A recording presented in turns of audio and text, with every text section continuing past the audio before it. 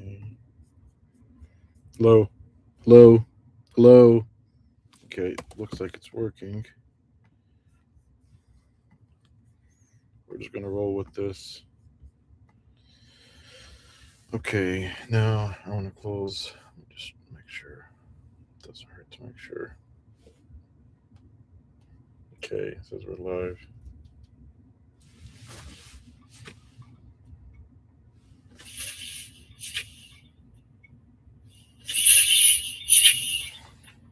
Okay. That's done. We got it to work. All right. All right. So I'm shopping properties today. I'm looking at this property right here. We're in Senatobia, Mississippi right now.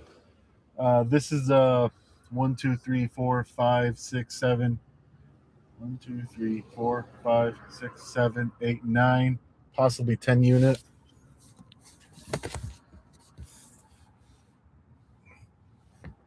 Commercial plaza out in Senatobia. It's right off of Main Street.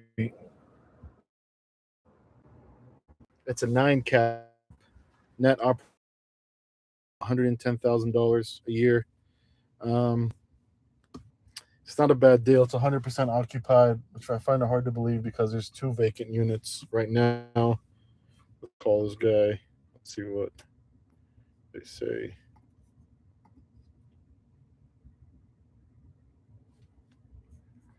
Six.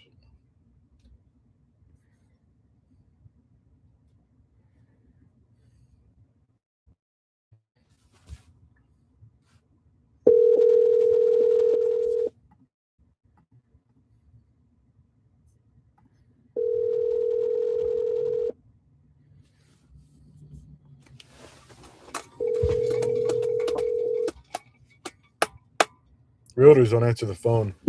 Hi, you've reached Scott Cook. Please leave your name, number, and a message. I'll get back to you as quick as I can. Thank you. Hey, I'm looking at a property you guys are selling in Senatobia off of Main Street. Looks like a 7 unit commercial plaza. Give me a call back. I have some questions for you. Give me a call back whenever you get a second, please. 901-831-9661. Once again, it's 901-831-9661. Thank you.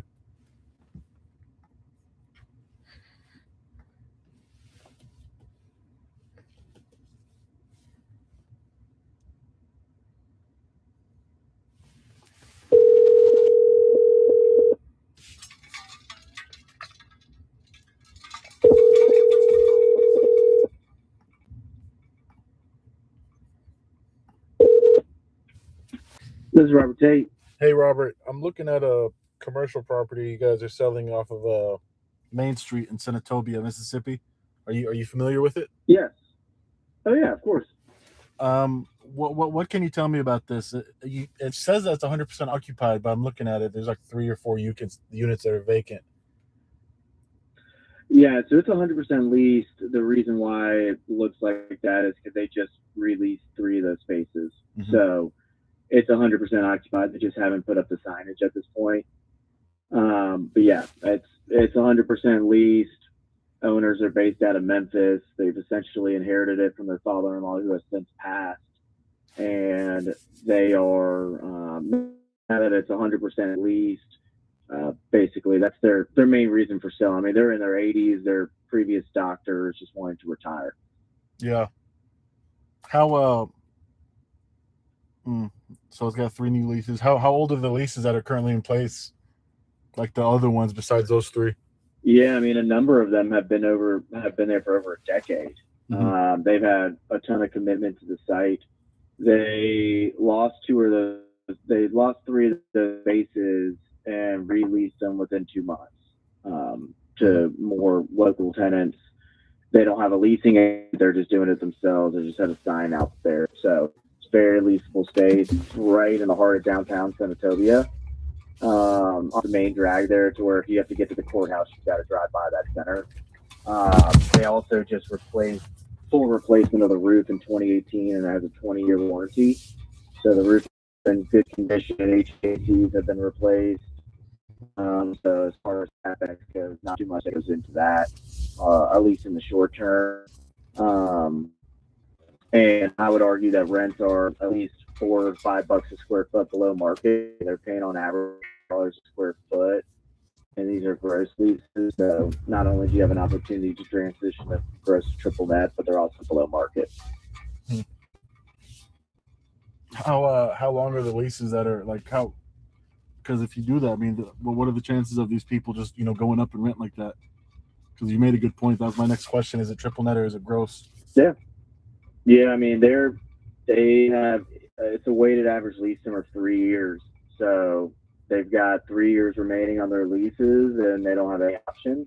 So there's certainly an opportunity in the short term to at least transition them to triple net. Like I said, most of them have been there for a number of years, so they're not necessarily looking to go anywhere. Yeah. I mean, what do you think about the area? Are you familiar with the area or not really? Yeah, no, I'm familiar with the area. I mean, it's just south of Memphis. It's a 45-minute drive. Senatobia is a good market. This is, like I said, I mean, as far as location wise, this is a very solid location, just given the fact that it's downtown, and it's got good parking and good access. So, I mean, the demographics are relatively strong for a smaller North Mississippi market. And like I said, the center itself is good condition. So, and with a good mix of tenants that are mainly service oriented. So, it draws even more and more traffic in the main drag there. Yeah. Are you? I mean, how desperate are they to sell? Like, would they look at a low ball offer? I mean, I would never encourage somebody to send us a lowball offer, right? I mean, if there's a price that you guys feel comfortable with coming in at, then obviously we'll get them any sort of LOI and make sure that they have an opportunity to review it and provide their feedback. But I mean, they're not like, they're not so desperate that they're going to sell it for $500,000. I mean, it's property's worth more than that. I mean, we're already at an in-place cap rate of an 8.85, which is a very high yield on day one. And if you're around a 9 to 9.25, there might be a serious conversation to be had. But we listed this deal; it's been on market for maybe a month, so it's not like they're chomping at the bit. But yeah, I mean, there's definitely room, but I prefer to just, if you guys send over an offer, get it to them, let them review it, and then provide their feedback on it. Yeah, I got you. Are you? I think that's all I have for you. I appreciate it, my friend. I'll talk to my guys. We'll put some numbers together, and I'll let you know, and we'll just go from there. If we're close, we're close. If not, I get it. So nothing is vacant. Everything is verifiable, correct? The new lease is verifiable. They're legit leases. Like, it's not like everything's legit, right?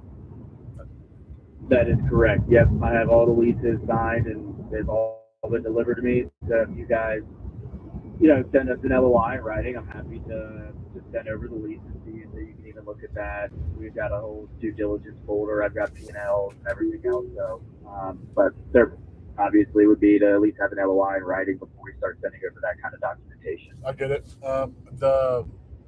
Are you? A quick question: is this a deal for yourself, or are you a broker representing a buyer? Both. I'm a buyer, and I'm also a realtor that deals with a lot of these investors. I mean, I got someone that's looking to buy something for $1 million cash, but he doesn't like the area. He wants something, in a better city, something with growing population. I know this city, one of the things that's kind of killed it right now is the population has been kind of decreasing over the last 5 years. So it kind of, these guys start backpedaling unless it's just a sweet deal. That's why I asked for a low ball offer. Like if we would be wasting our time if we submitted a lower offer, because obviously for the right price, right cap rate, nobody really cares about the city. I know the market's a little slow right now, so that's really why I asked. Some people are very, they want to sell quick. They just need to, they want the story over with. Some people don't care, It's just, I always ask that question though, just to know if I'm right now, or if I just need to sit for a little bit and pursue it down the road. I'm going to talk to them about it. Honestly, I think they're probably going to come in around 700,000-800,000. I don't know how ideal that is right now, but I'll just have a conversation with them and we'll go from there. I'll see what they're thinking, and I'll probably give you a call back later this week, and I'll let you know what they're thinking and let you know how we should proceed, or see how you think we should proceed. Yeah, no, 100%. I mean, again, they want to make a deal work, but they also don't want to just accept a low offer when they want to accept the property for what it's valued at. I get it. And again, we've got wiggle room where we're at, but Yeah. you're talking about at a $700,000. I mean, that's like a 14 cap. Yeah. That's just pretty insane. Yeah. Especially since they just put a lot of money into the site Yeah. and they got a brand new roof on the thing. Yeah, I get it. I get it. So, I mean, I would say, there's, I never discourage any sort of offer because, again, I'd like the sellers to be able to review it and provide their guidance. So I never think it's a waste of time. But also, I'm in the business of being transparent with you guys. And if we can work a deal out, fantastic. If not, then, like you said, not the end of the world. But, Yeah. they're not. I don't expect them to jump for joy trying to sell it for $700,000. Okay. Now, if that's just hey, we're going to come in at that price, but we've got room to come up, that's a completely different story. We'll see if we can't meet in the middle somewhere. Yeah. But yeah, if the thought is we're going to offer $700,000, see if they take it, I can tell you right now they're not going to take an offer at $700,000. Okay. I get it. I appreciate you being transparent, and like I said, I'll work on it. I'll see where they come in at, and we'll just make the offer either way. We already had the conversation. We'll just go from there. We'll see if they decline, counter. I'm not saying like make the offer at 700. Obviously, we need to still do our due diligence, but whatever offer we do come up with, we'll still write it up. It's not hard to write an offer up, and we'll just go from there.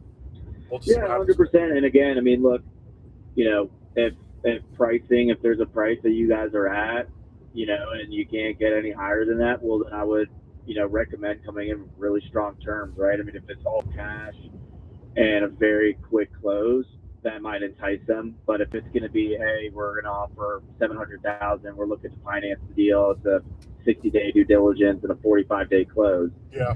With extensions or anything like that, they're not going to do it. Yeah. I hear you. Okay.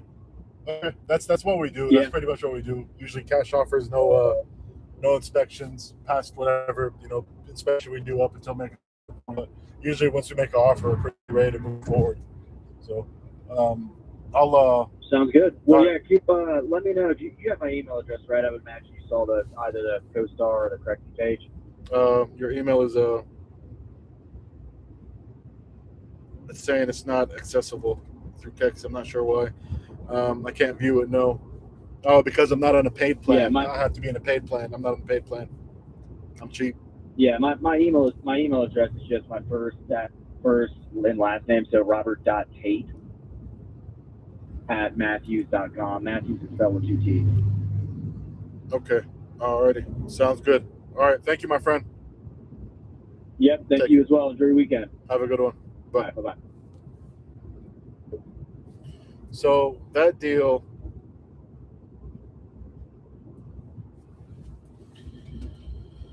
it's a 9 cap, but at a 9 cap, that's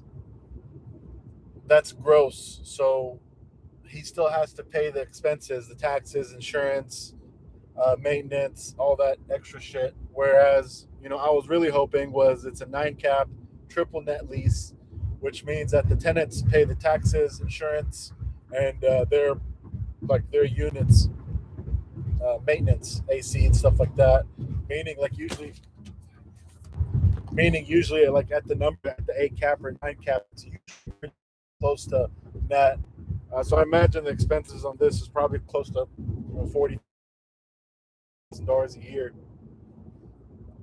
I imagine. I don't know for sure, but this property really be interesting. You would have to, it's not really amusing right now. It's technically probably a 6 or 7 cap at these numbers that they're asking.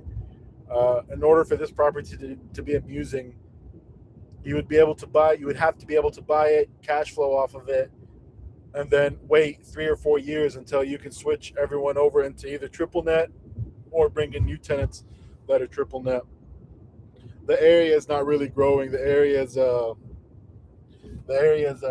this is in Memphis, in Senatobia, Mississippi, Yazid. the the area isn't growing. The area is going down in population. It's like I want to say like I don't know 1 to 2% a year over the last 5 years. There's nothing really going on out here to make it really an interesting value add. This is not what I do is I usually drive up to these properties if I see something interesting to actually look at it and get my hands on it, look at the area, look at the neighborhood, see if this is something I think will possibly go up in value over the next 5-10 years, so that it's not just about buying it right today, but it's also about buying it for 5 years from now. What's the chances of how much is the rent going to be?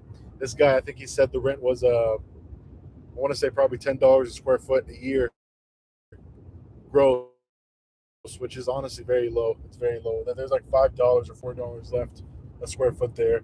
So it's about, if it's a 10,000 square foot building, we're talking about $50,000 a year that's being lost right now, and you're not gonna be able to do anything with it until you can actually move those people out or get them to convert to triple net, which is not an easy ask because that's a big price difference for them. It's the nice thing is it's on a main street, so the chances of it ever really getting cheaper is not very high. The areas and houses behind these weird little side streets can always go down to value if it's the wrong city, but whenever it's a main street, it's a little unlikely because need to people still need to live in these areas. People still need to live in these and like deal with these cities. The nice thing is the population isn't dead. It's like 25,000 population probably this year, or 23,000 population. So it's not like it's gonna, the city's gonna go bankrupt. The city still has a lot of action. It's still a very busy city. It's just not this is not an interesting deal at all to me. I'm going to South Haven right now. Well, South Haven, there's two plazas that I was looking at. I'll redo this live again in a little bit, and you guys see the other properties we're looking at. I'll be open for a little bit in case anyone has questions.